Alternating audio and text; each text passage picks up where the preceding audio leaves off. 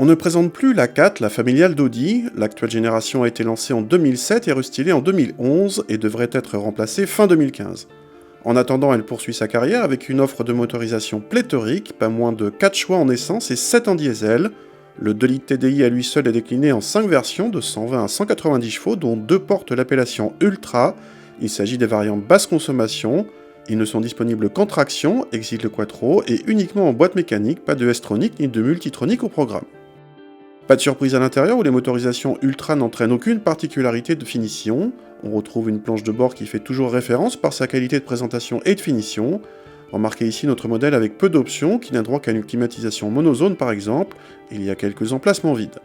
À l'arrière, l'habitabilité est correcte pour 2 adultes, mais le passager central est mal installé, notamment à cause d'un tunnel central trop envahissant.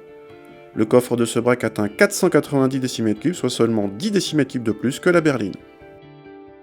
Ce 2 litres TDI offre un couple impressionnant de 400 Nm, soit autant que le V6 3 litres TDI de 204 chevaux. Grâce à ce couple généreux, les reprises sont toujours faciles malgré l'étagement allongé de la boîte. Cette version basse consommation ne sacrifie donc pas l'agrément de conduite, en témoignent des performances tout à fait correctes, et la commande de boîte est plutôt agréable à manipuler. Cette version dotée de roues de 16 pouces propose en plus un bon confort de suspension. Par ailleurs, l'A4 montre un comportement sain et plus dynamique que celui de la récente classe C. L'un des points forts de cette A4 vient donc de son agrément mécanique associé selon Audi à de faibles consommations.